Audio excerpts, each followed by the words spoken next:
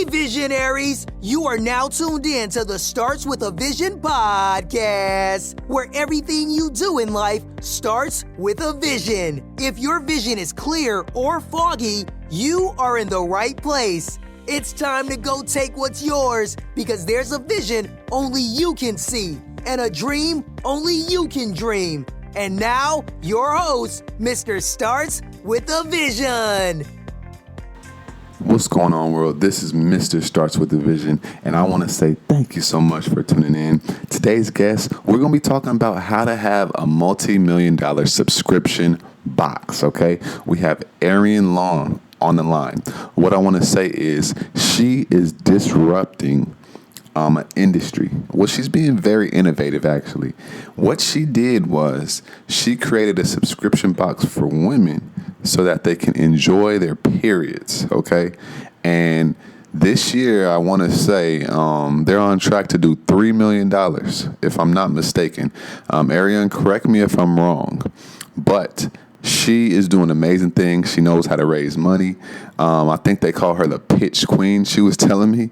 So you're going to get so much knowledge, so much wisdom. You're going to learn how to hustle and how to really, raise money for your business, your e-commerce store, whatever you want to do. So I'm excited to talk to her. I'm very thankful that, we were able to talk and make this happen.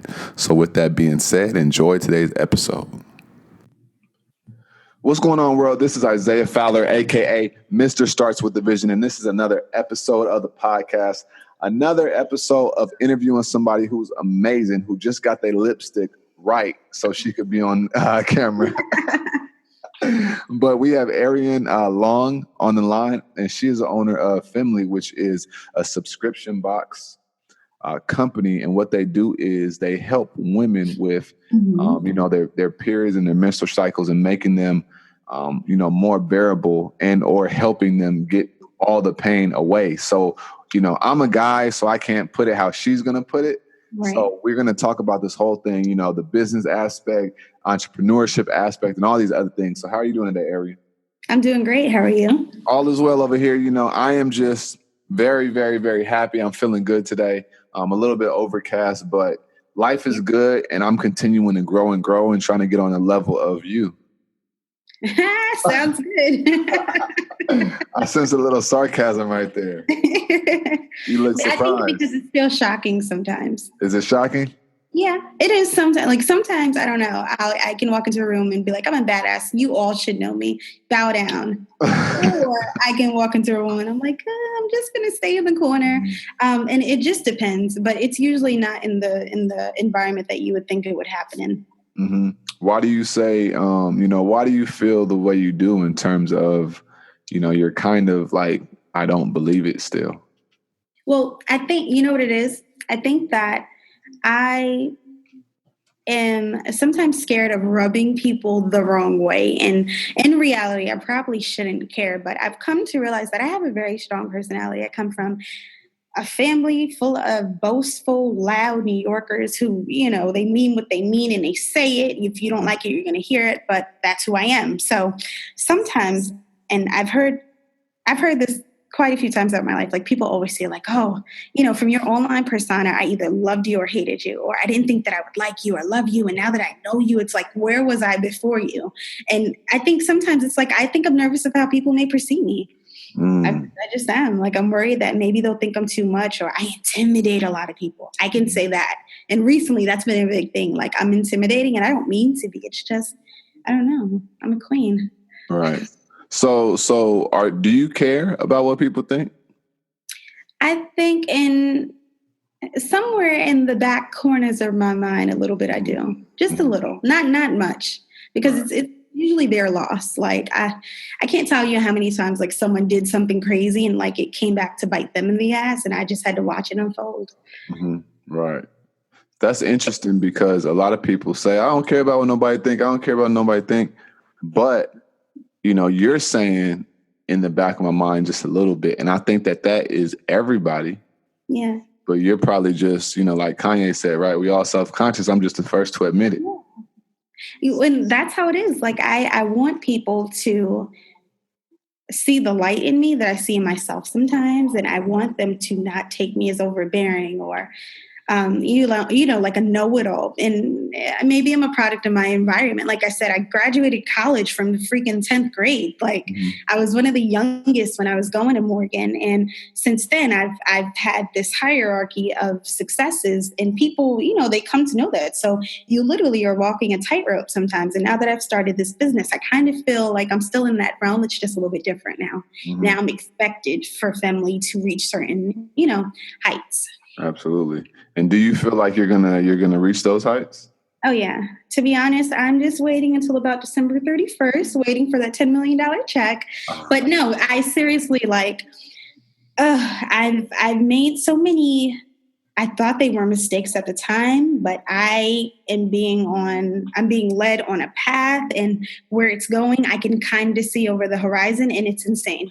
It's nothing like what I thought this company would be. And sometimes it's scary, but I'm here for it. Right. I'm just gonna let God take over the wheel and go. Right. So you are basically saying you kind of see your future a little bit, and it's scary. Oh yeah. Oh my God. Yeah. Right. Yeah.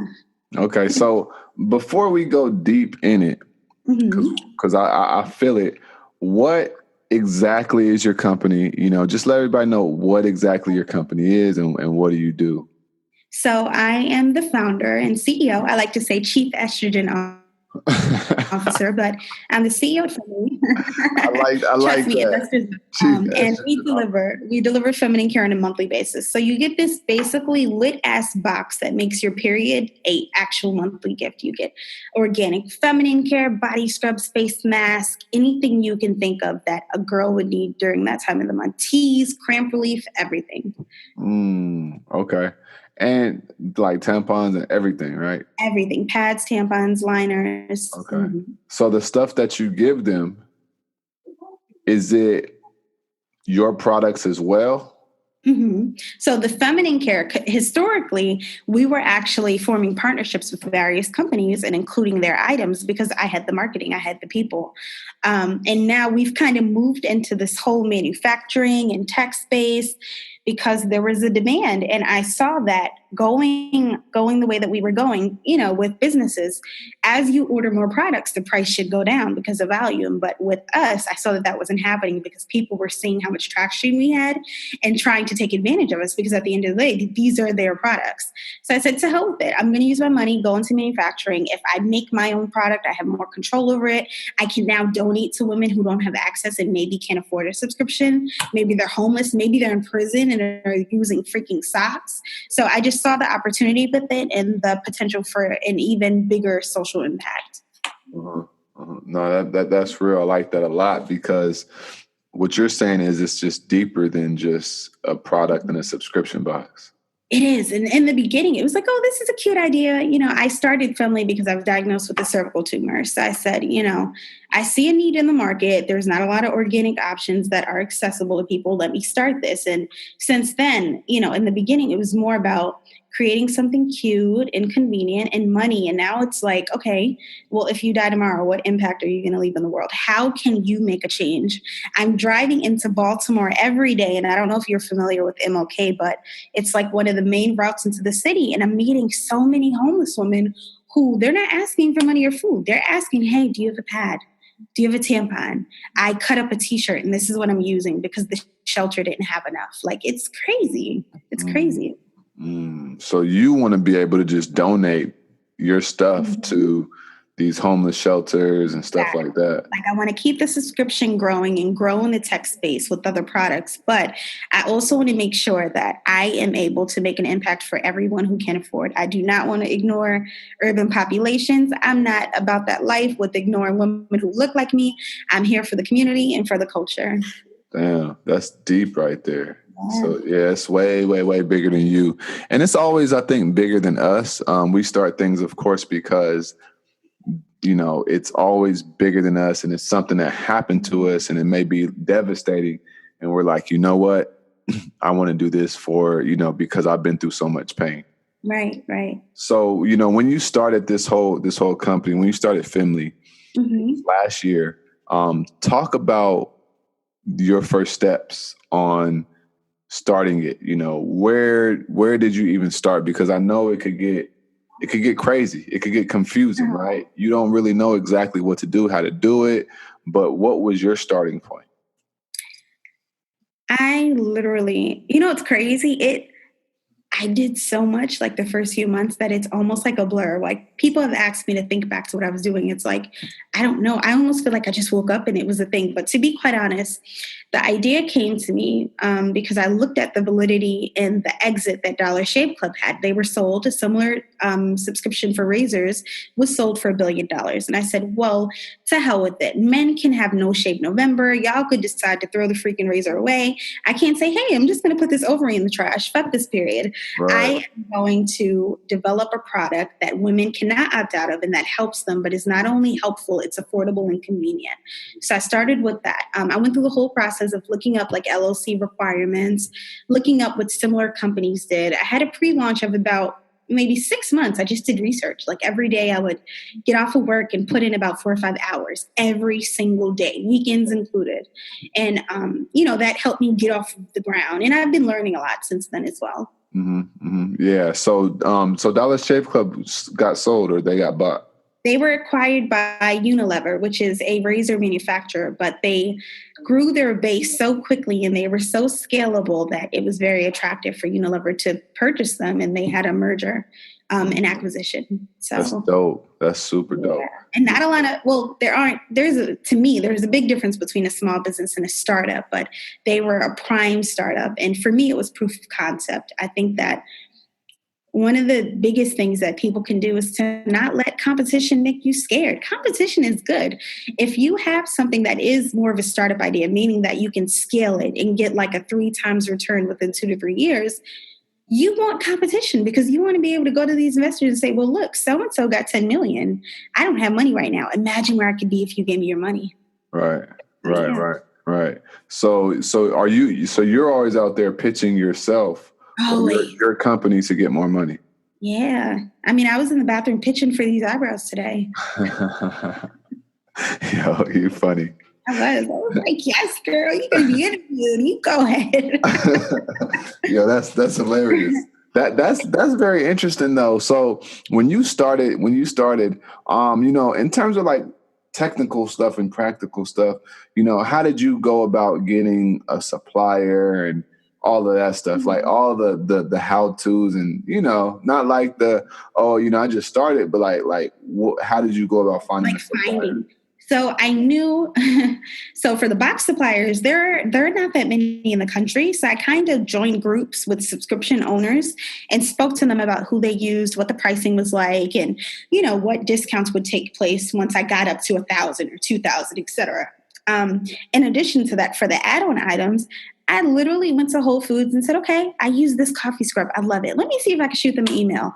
Like I would go and I still do it. It's horrible. But I'll go into the grocery store, and if there's a brand that I really love, a lot of them are small businesses, I personally reach out to them and say, hey, look, I was in Whole Foods. I took this selfie with your scrub. I love it. My people would love it. What do you think about sending us samples? Or how much is wholesale? Because when it comes to minority and women-owned companies, I like to pay for products. I don't expect free samples. So, I just went organically and sourced a lot of the products. Mm-hmm. Okay. So you were more so kind of figuring out based upon your experience with them in the marketplace. Yeah. And I also knew that if there was something I didn't know, I needed to find someone who did. That was really big for me. I got you. Okay. And from there, like how does your business look now compared to how it was when you first started? Well, I think that our situation was a little bit unique because we launched and shipped our first box September 20th of 16. I immediately saw look, you have about $150 in the bank. You're really good at talking to people. It might be good for you to go and get some venture capital. So I think maybe 2 weeks later, I pitched and got $125,000 through a platform in Baltimore. And I only had 12 people signed up for the subscription. That's another thing. People think you need to already be great. You can pitch at the concept stage and go to people and say, look, I have this patent. I don't have no money. Are you willing to go into it with me and be, a capital partner or something. Uh-huh. But it's really all about research and just knowing the market. Because, I mean, the terminology, even now when I'm talking to people, sometimes I have to explain what this means, or like even IP. Like I'm so used to saying IP, I have to say intellectual property. So, yeah. Okay. So what I'm getting from all of this is it's not even about the subscription box. It's about the fact that you just are out there selling yourself. Yeah. It really is. Like I tell people all the time, I'm for college. If I have a child, if they want to go, they can. I don't think I needed to go. Sorry, Mom, because she watches these. I don't think I needed to go. I don't think I'm going to push my kids to go if they don't want to. It's about who you know. Like I have one friend who's a freaking billionaire. We hang out. We're foodie friends. So that's what we call each other. We go out and we have appetizers like weekly or every other week. I have another friend who's a hedge fund manager making $4 million a year. So like, it's funny how you said bougie in the beginning of the interview, because I've kind of since high school, I've surrounded myself with people who are older or doing much better than I was doing. So when I started this company, naturally, it was just like, hey, let me inbox so-and-so and see if they're interested. Let me call so-and-so and see if they could connect me with a warehouse. And you are the product of the company you keep. You are. So yeah, that tribe. Yeah. And like the tribe of your peers, because everybody talks about have a tribe that follow you and that could buy from you. But you're more so focused on the tribe of people who you could work with, grow with, and travel with and stuff like that. Right. And I think that's why I have so many people on social media who do know what I do. They've seen the journey or they've seen it blow up. And then I have a lot of people who have added, they still don't know. And I don't push it because I realize that the people who follow the journey may not be subscribers. And, if they're interested, they know where to find me. Right. But for the most part, the bulk of my marketing and the meat and potatoes of what I do takes place outside of these people that I know and love and like. And I'm cool with that, Absolutely. So when you launched the subscription box with 12 people, first off, were any of those people who knew you? Oh my God, yeah. A few of them were like friends that I had went to high school with before I moved from New York to Maryland. They knew me since like middle school, some of them. These were literally friends and family who said, I believe in you, I'm going to join. And because of that, those 12 people, you were able to get $125,000. Yeah, I think I would have, if I had one person, I think I would have got it though. I was convincing as hell. Okay. So what do you do with the $125,000? Like, how do you allocate that for your business?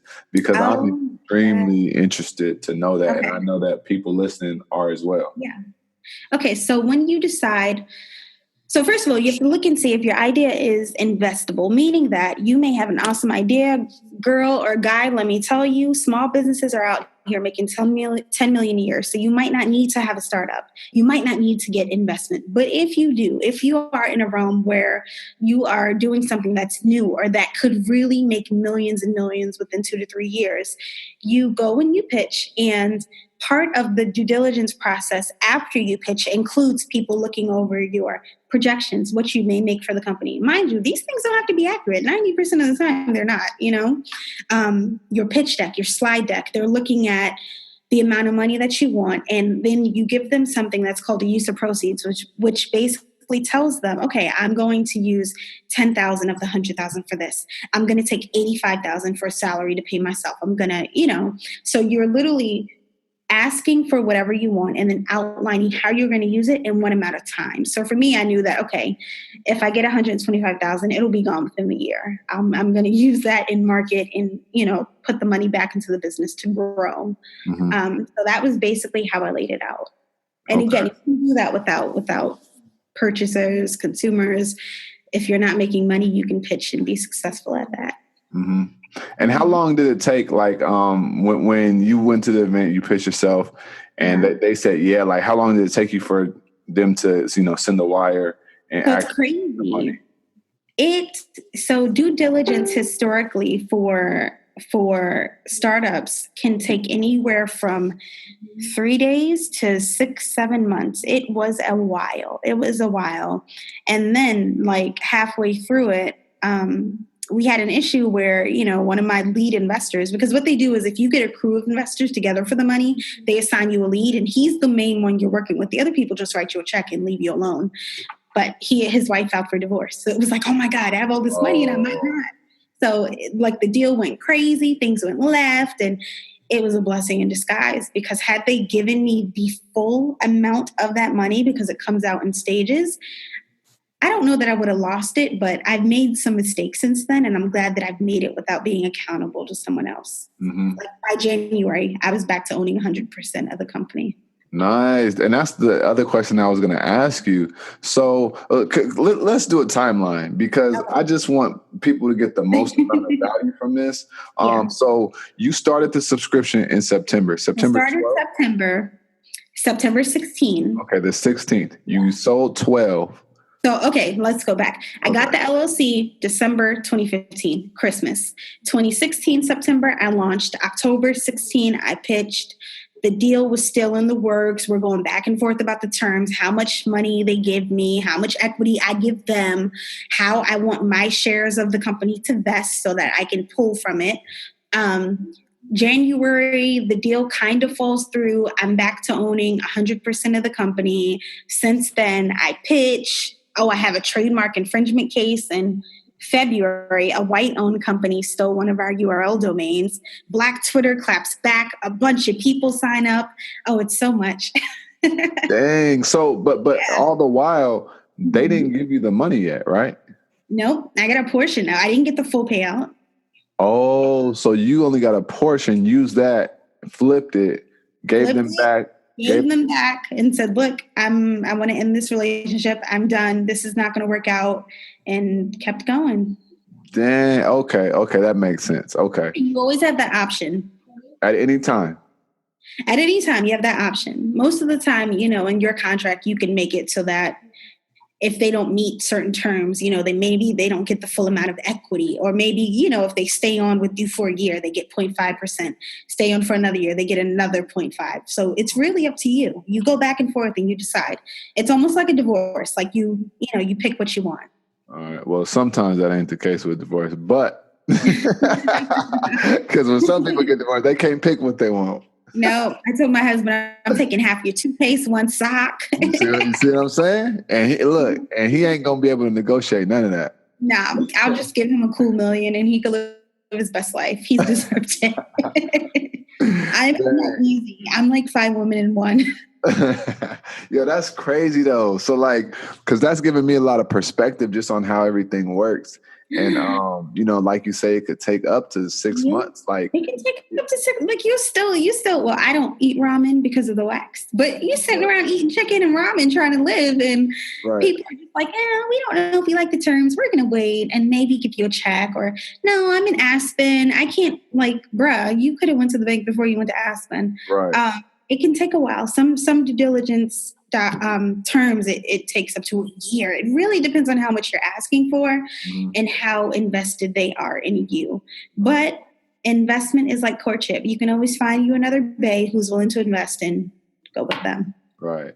Dang, yeah. I and like it gives that. you time because, for instance, I have had friends who pitched on the same platform that I did, but they gave away 50% of their company. And later on, they decide in due diligence, in this back and forth, that, you know what, I don't know, 50% was too much. I don't want to do the deal. So it gives you both time to figure it out. Oh, well, that's cool then. Yeah. Because sometimes, you're on TV and there's press around, you take a deal, getting excited, not realizing what you agreed to. So it's also a period where you can back out, both parties. Right. Yeah. So that's a good and a bad, I guess you could say, for some people. But that's relative. So so now, because I know, if you're like, yo, I need this money for this company. Yeah. It's taking 4 months. You like, bro, I'm hungry. I need to, because you really need that money ASAP. We all need money ASAP. I don't care who you are. We all could use more money today. Right? And I think for me, it was especially impactful because this was the first pitch that I had ever done. For this, let me tell you, this pitch it's still on YouTube if you search me, but it was a 25-minute pitch. That is unheard of in the startup world. Most pitches are 3 to 5 minutes, if that. Most of them are 1 to 45 seconds. This was a 25-minute pitch where I'm on stage just talking about the company for 25 minutes. Investors are going back and forth. A few curse words are exchanged. It's a battle. It's heated. So it was insane. But let me tell you, it made me a force to reckon with. And now it's like when I show up to a competition, people are like I've had people just walk out like, no, I'm not going up against her, which is cool too. Wow, that's interesting. So what made you, what are your tips, or what are you know, when you go into a pitch, what are you looking to do, say, you know, all that stuff? So I always break it down in this. For me, it's always how I got started, the problem, the solution, why the solution is important, how we're going to make money, why you need to invest. That's literally it. That seems simple, of course, right? It seems simple, but I'm finding that, like, for instance, right now, the competition that I'm in right now, where we pitch next Friday, I'm the only company that has ever pitched. I'm the only company that's making money. It's like, a lot of people are expecting me to take it home. But anyway, what I've been telling the other companies to do is just keep it simple, stupid, that KISS method. Right. If it's not vital, if they don't need to know it, they don't need to know it. They'll find out in due diligence. So you really want to, talk about where you can go.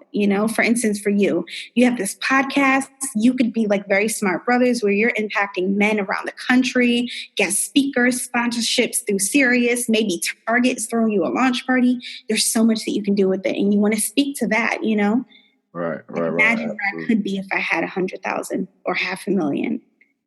So. Absolutely. So how do you position yourself, as, let's just say you weren't making money. Well, you only had 12 at the time, right? Mm-hmm. Like, how do you get them to believe in, the product? I know you have to be convincing and have a good product, but, more so than that, like, what do you think is something that will put you over the top to be in their favor?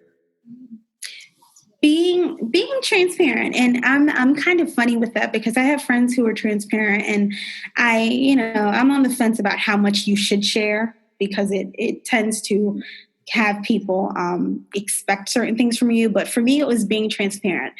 I had just come out of surgery for my tumor, and I did this little cute live video where I was sitting with tea and coffee, and I was just talking to people candidly about the struggles that I faced, the health issues, how I found out about the chemicals for my GYN, how I went to the store and I couldn't find a natural option. So that's what that live video was about. And from that, people were like, wait a second, there's chemicals in what?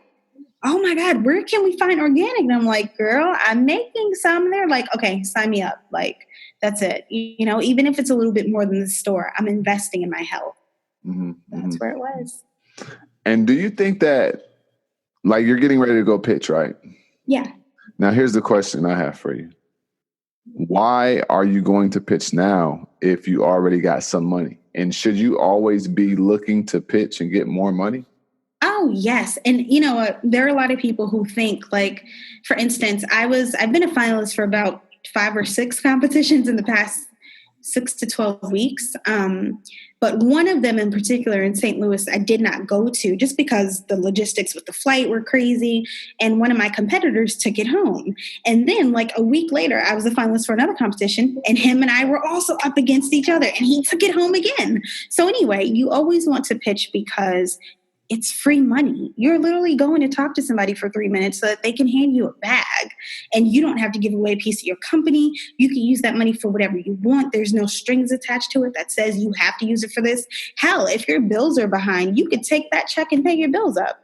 You can use it for whatever you want. It's your money. So that's why. And I always give people that as an option, because in having investors and VC investment seems so attractive when you're watching Shark Tank and people, it's like this Cinderella rags to riches story. But you also have to think that along with investors comes this expectation and this pressure. Like when my deal went sideways, that was like the first night that I slept well, because I knew like these people are possibly about to give me a bigger check than I've ever had. And I only have 12 people. What if this goes wrong? Or like, I still haven't figured that out. So if they give me this money, not only am I responsible for doing the right thing, I'm responsible for giving them 3 to 4 times this back. Like, and now I have to value their input. Like immediately they just, okay, prices go up, quality goes down. Like it's a lot. It's a lot that comes with it. Right. So you saying always be pitching because it's free money, It is but free money. but you're also saying know who to pitch to know where to get the free money from. Because if you pitch a VC, they get equity in your company. They get equity. So if you are in a pitch competition, a lot of the times those are equity free. You're literally just pitching for the funding, or like, for instance, I was a finalist for the WeWork Creator Awards. This was their first one this year out of, I think they chose the top 10 of us out of 11,000 people, which was insane because I did the pitch video in like my bathroom and like the night before. But anyway, I won a free office space literally across from the White House. Like I can watch Trump come and go as he pleases. And it was free. This is a space that would have cost me $5,000 a month for a team of 8 people. And I'm a team of 1. So like you can pitch for anything. If you need an office and you can't afford it, pitch for that. If you want to rent a space for your podcast or rent a studio space, pitch for that. If you need money for equipment, pitch for that. You can pitch for anything, for press, for anything. Okay. And that was you just mentioned something else. Yeah. Team. You just said you're a team of 1. I'm a team. I just brought on 1 official. This is the first help that I've had besides a 16-year-old cousin who has gotten my life together. Like this girl is going to be in Cornell in a year. And we're just in where? Cornell. Like she's going to be I thought you said Columbia. I thought you said this girl's going to be in porno in a year. I hope not. I was about to say, what? Our family is very liberal. Okay. So go my ahead. grandma's favorite is Cardi B. So. Oh yeah. Oh my God! I had to. Man, that lady teaching me so many lessons. That's another story. Bodak Yellow yesterday, and I had to tell her to like pipe down. Oh, for real?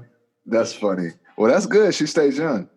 She does. She does. I was raised by her with 6 siblings, so. Oh, okay. That's what's up. Mm-hmm. But yeah. So back to just.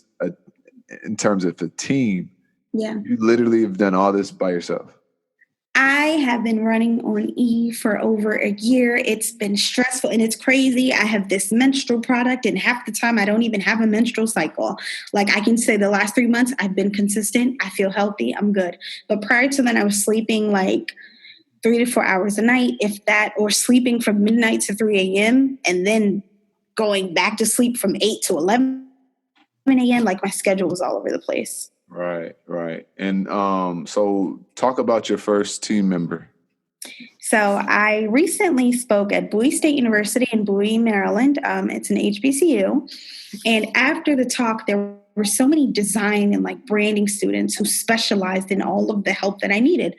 However, I knew that I did not have the funding to pay someone a full salary of what they deserve. So I wanted to find an intern that could work maybe 120 hours here and there to help with branding, to take some of the day-to-day, nuances off of my plate. So she does that. She's awesome.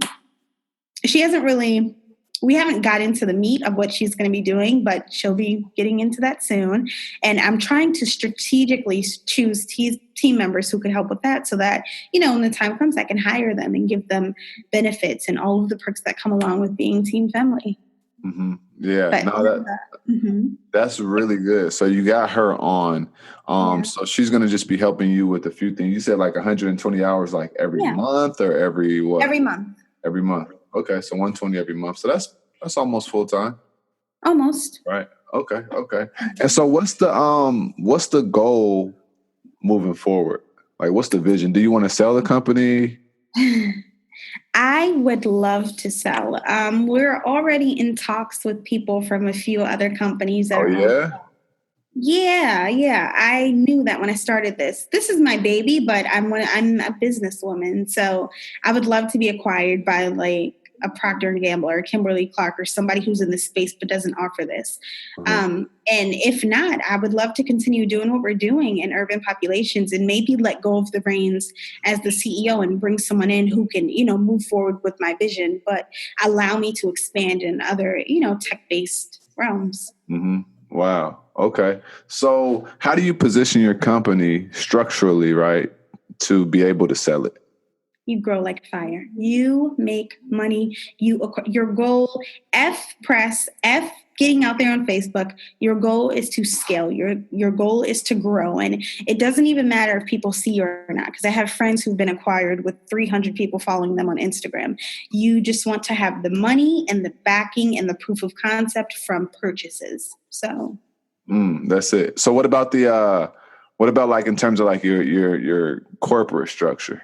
Mm-hmm. Do you need to does it need to be an S corp, a C corp, or stuff like that? Well, no, usually what happens is they transition you. So with the first round of investment, we were going to move from a LLC to a B Corp out of Delaware, only because a lot of companies nationally are formed in Delaware, and a lot of the tax entities know how to deal with corporations in Delaware. But it's very easy. It's much easier than it sounds. It's filling out a paper and just transferring your LLC. So I would still be located in Maryland, but on paper, we would be based out of Delaware. Right.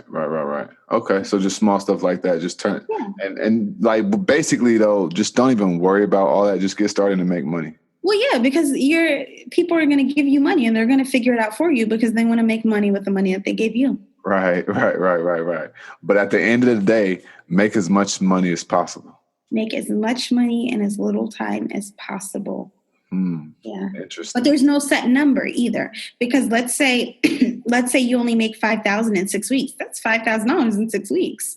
I had made hundreds with the 12 people that I had, but they saw the potential. So if there's a potential and there's a way that you can make a lot of money, people will definitely go for it and they will acquire you, or they'll partner with you, which is always an option, Right. Well, no, I love it, man. How much is a subscription?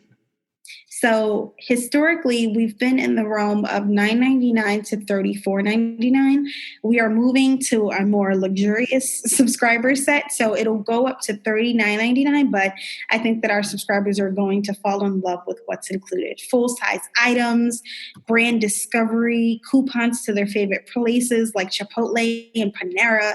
Like, the retail value of the box is going to be definitely over $100 or $200, and you're only paying $39 a month. That's amazing, because on their period, they want to go eat Chipotle and stuff like that. As long as it doesn't come with a stomach bug, I'm good. Right. That's a multi-million-dollar idea in business. Yeah. And then it opens you up for marketing, Right. Because now I have 10,000 women in someone's niche that they can directly sell to. Just Throw me some samples. If they love it, they'll buy from you, Absolutely, 100%. Dang, I really love this. See, this is the thing. I did not know this is what you did. I'm low key. Super low key. Yeah. Super low key, but I love it. So what's like the best advice you would give to somebody in terms of like marketing a business like this?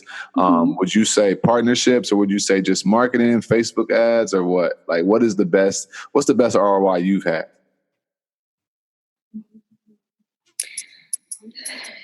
I would say be controversial, but that doesn't work for everyone. It always works for me, though. I mean, like, I walk into pitches and say, they're like, so what do you do? I'm like, oh, well, I make products for vaginas. Everybody has someone with a vagina that they love, and they instantly love it and laugh, and it makes some people uncomfortable, but it's a good kind. Mm-hmm. I would say to make sure that the people who matter know you. That's really what it is. Like, people who are friends with me on Facebook may not know what I do, but attorney generals know what I do. Right. The Maryland Department of Commerce knows what I do. Some cities are trying to throw me a bag for a warehouse now. They know what I do. So all of the people that matter to me, they know me. They know family, and everyone else will just come on board as the train gets a little bit bigger. Hey, I like that. And then, yeah, okay. And to be quite honest, I think that, and this is how I'm hoping it'll happen. I think it'll be a case in the next few. I don't even know if I should say days, weeks, months, but I think people will be pleasantly surprised when they see what's going on and articles drop about investments and this, that, and the third. But I've been working really hard, and it's driving me into the ground some days. But I work really hard to make this possible for not only those who can afford, but for those who can't. Right. Well, that's great stuff, Arion. How can people find out more about you and find out about what you do? Okay, so shameless plug time. Our Absolutely. website, our website is www.femlybox.com. You can email the team directly at sales@femlybox.com, and on social media, on Twitter, Facebook, Instagram, Pinterest, we are at femlybox. Got you. That's going to be in the show notes, most definitely. Do you have anything else left to say to everybody listening? Don't be scared. Like, seriously, do not wait for the right time. The right time is never going to come and like smack you in the ass and say, hey, boo, I'm here. Right. Literally just jump. If you don't know something, reach out to people. And yeah, like just be open, because you have no idea what will happen. You have no idea what things may turn into. And for me, especially, I think in the beginning, I was in that new entrepreneur mode where I was scared to share, and I was like worried that someone would steal my idea or this or that. Now, man, if we're in the same space and you need help, tell me. Maybe I know an investor, like I had a girl last week who I only know of her through Facebook, but I met an investor who's perfect for her product. He said, look, I have 5 million. Do you know anyone that makes glasses? And I'm like, well, yeah, there's this girl I follow on Instagram. So just be open to whatever happens and connect people where you can connect them. And don't be afraid to ask somebody for a connection. Man, let me tell you, my phone book is everyone else's phone book. If I like you and know you, if I make it, you on. Like, I'm pulling people right up the ladder this same week. So. Right, I feel you. What would you tell somebody who?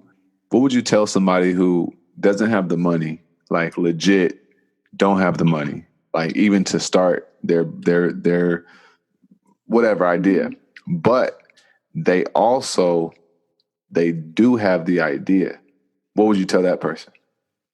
Oh my God, reach out to people. Reach out to people like me, because whatever it is, let me tell you, I am 6 weeks away of not paying a car payment for 4 to 5 months. Like, it's crazy, because it's like people, I think they get this preconceived notion of you, and they think that you've attained a certain success, but they don't know what's going on behind the scenes. So there are a lot of other people who are just like you, who may not have the money. I have been like, short story, like I went to one competition way back when I first started, and like I had a job, but I hadn't been to work because I was working on Family. I took some PTO days, but like my account was -12. I paid all my bills and I didn't have any money. And I went to this event, and I'm thinking it's open bar. I have a ticket, right? No, it was a cash bar. So I ordered this little drink and like this little meal, and they're like, okay, well, how will you be paying? And I'm like I have the burger in my mouth. So anyway, this other guy, he just comes. He's like, no, I got that for her. He didn't know that I didn't have any money, but he took care of,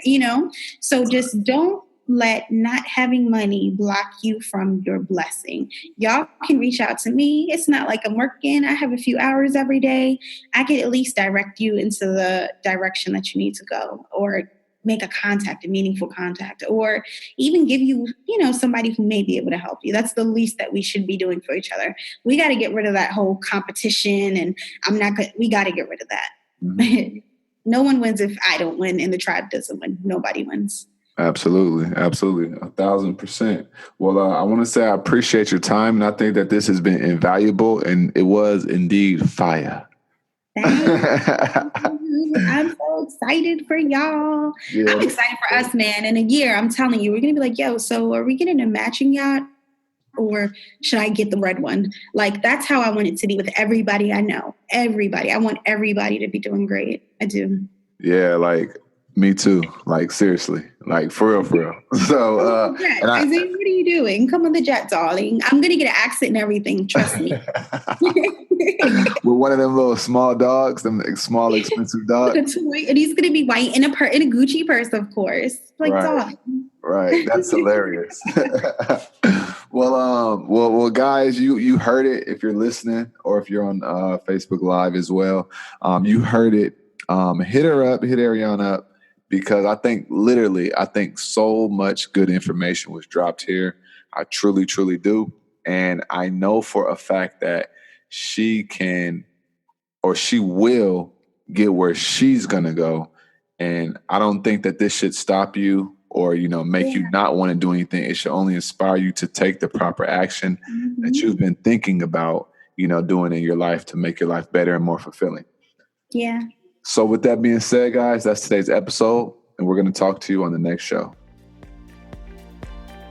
Thanks for listening to the Starts with a Vision podcast. Come get your vision clear at www.startswithavision.com. See you there.